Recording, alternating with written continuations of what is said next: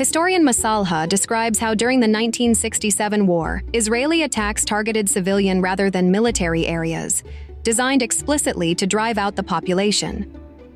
Thousands were forcibly removed from their homes, transported in Israeli-provided buses and trucks beyond the West Bank. During and after the conflict, thousands of homes in East Jerusalem, the West Bank, and Gaza were systematically demolished. Transfers continued post-war under the guise of voluntary departures. In total, around 320,000 Palestinians were expelled from the West Bank and Gaza during or immediately after the conflicts in 1967 war, with Israel aiming for even more. Eshkol and Dayan began exploring ways to encourage Gazans to emigrate. But as Eshkol said, it had to be done calmly and secretly. In other words, it had to look voluntary.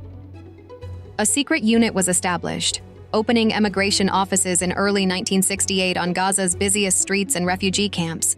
Staffed by Israeli agents fluent in Arabic and posing as locals, these offices offered foreign passports, cash, relocation, and logistical assistance to Palestinians agreeing to leave Gaza permanently.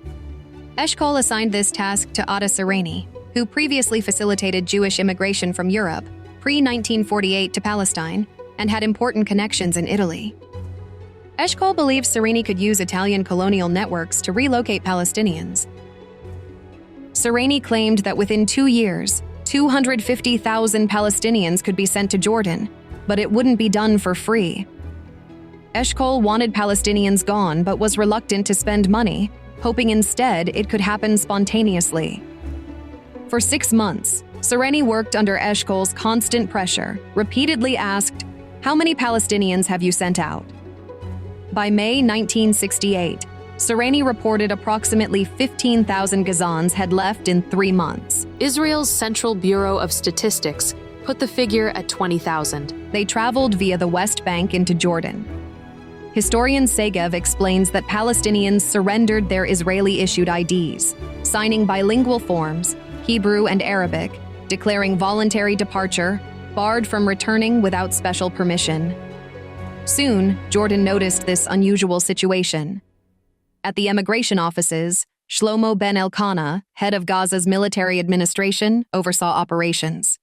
Yaakov Kedem, then part of his unit, recounted, Ben Elkanah came to me and told me about the unit.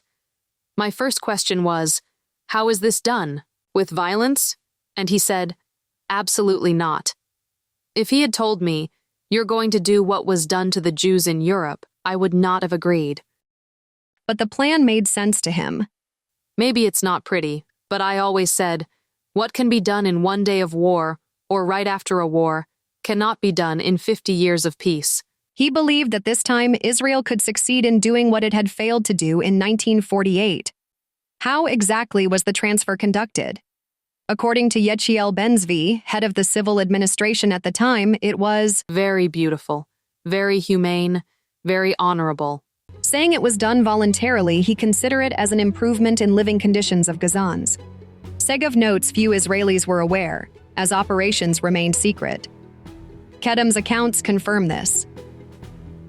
The secret unit escorted emigrants to Israeli border checkpoints, though customs officers caused problems. We had a big argument with customs. They filled out forms for them as if they were at Ben Gurion Airport and trying to smuggle all kinds of valuables. I would tell the officials, "People want to go, and you won't let them?" However, not all transfers were voluntary. Masala quotes an Israeli soldier involved, speaking anonymously to Kol Hair in 1991. My job was to take their thumb and immerse its edge in ink and fingerprint them on the departure statement. Every day, tens of buses arrived. There were days on which it seemed to me that thousands were departing. When someone refused to give me his hand, they came and beat him badly. Then I was forcibly taking his thumb, immersing it in ink and fingerprinting him. I have no doubt that tens of thousands of men were removed against their will. Jordan eventually recognized the forced nature of transfers. Since West Bank Palestinians held Jordanian citizenship prior to 1967, their entry posed no issues.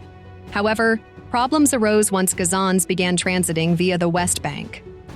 On December 14, 1967, Jordan refused entry to hundreds of Palestinians at the border, citing involuntary expulsion.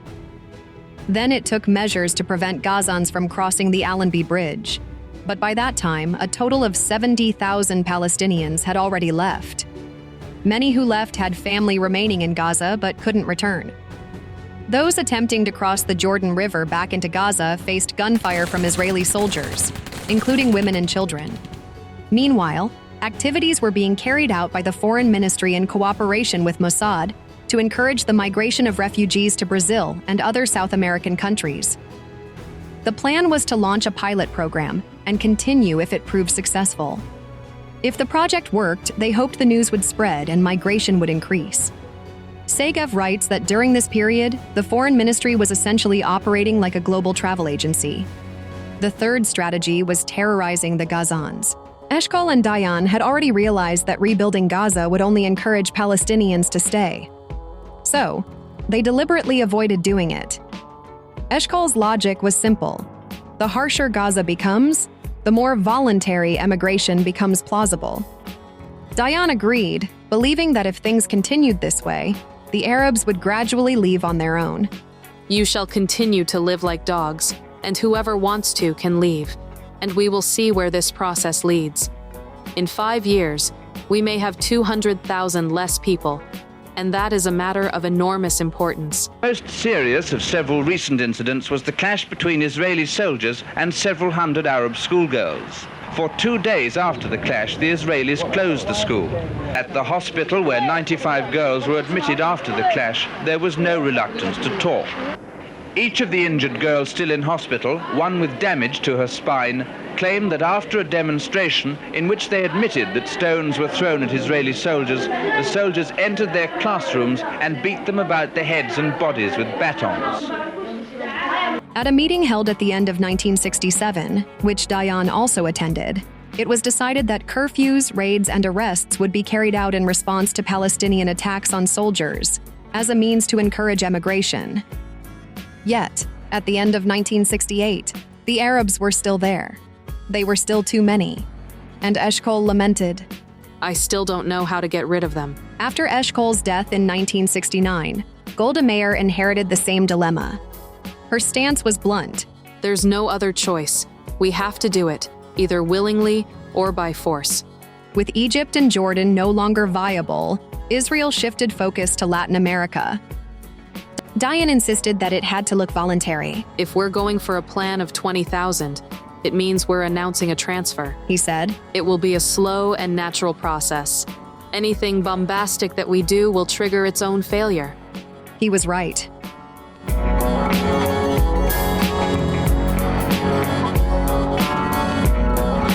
On May 4, 1970, 2 Palestinians stormed the Israeli consulate in Asuncion, Paraguay. They sought a meeting with Ambassador Benno Weiser-Veran. Failing that, they shot and killed the ambassador's secretary Edna Peer, initially reported as a Fatah-linked terror attack. The truth emerged later. Fadl Abdurrahman and Karim Abu Jalil testified in court that they had been transferred from Palestine to Paraguay under a secret Israeli emigration program.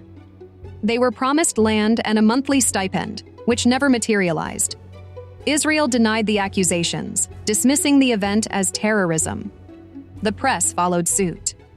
But years later, Edna Peer's husband, Moshe Peer, a Mossad liaison and the man responsible for the transfer program, confirmed the story in a 2004 interview with Maariv.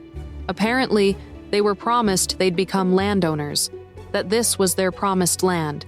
The Mossad agent who came with them promised to return in 2 or 3 weeks to check on them. He never came back. They felt they'd been duped. He criticized Israel for leaving them in limbo and failing to protect the embassy. If it was known that such a group was coming to Paraguay, why wasn't the embassy secured? My family became the victim of this transfer. In August 2020, Israel's public broadcaster Can 11 released documents confirming a 1969 secret plan, approved by Meir, to transfer 60,000 Palestinians from Gaza to Paraguay. Coordinated with Mossad and Paraguayan dictator Alfredo Stroessner, the plan included one-way airfare covered by Israel, $100 per person paid directly to the émigrés, $33 per head paid to the Paraguayan government, But after the consulate attack, the plan was scrapped. According to Major General Shlomo Gazit, then Special Assistant to the Minister of Defense and head of what is now known as COGAT, fewer than 20 people were ultimately sent.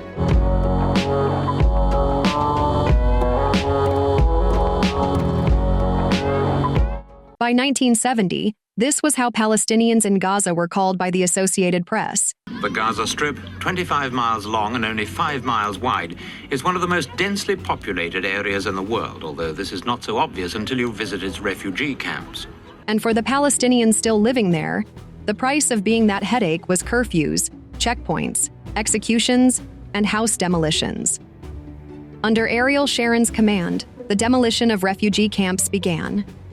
At the time, there was a growing rebellion in the camps against the occupation. Sharon, who would later be remembered for the Sabra and Shatila massacres and become Prime Minister of Israel in 2001, was then the head of the Southern Command of Israel's Defense Forces. In August 1971, troops under his command bulldozed thousands of homes in the Jabalia and Rafah refugee camps. Hundreds of Palestinians were arrested, and 16,000 people were deported, sent to Jordan, Lebanon, and the Sinai. The excuse was cracking down on resistance. But on 16 August 1971, Israel's foreign ministry told the U.S. Embassy that the real purpose was to thin out Gaza's population due to its political activism. On the other hand, construction of new Jewish settlements in Gaza was ongoing.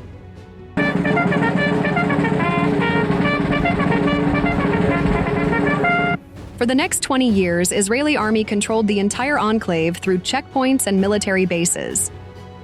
In 1993, following the Oslo Accords, Israel withdrew from Gaza's populated areas, but its military bases and settlements remained. Then Oslo collapsed.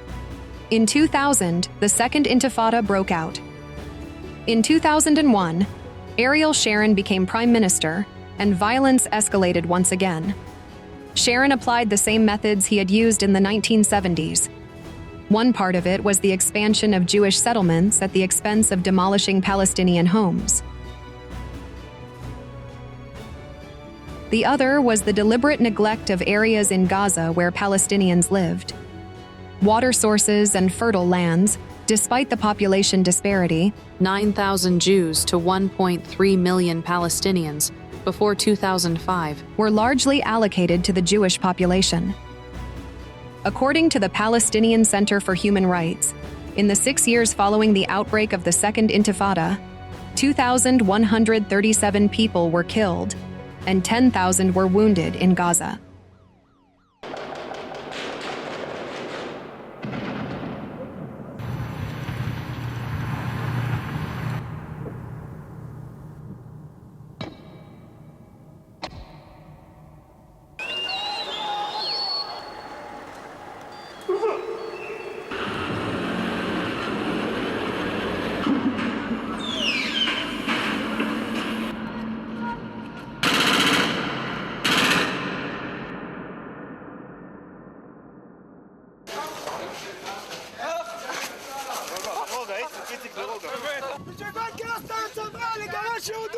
In 2005, Sharon withdrew from Gaza. This further isolated the enclave and made the blockade even tighter. 2 years later, Hamas came to power.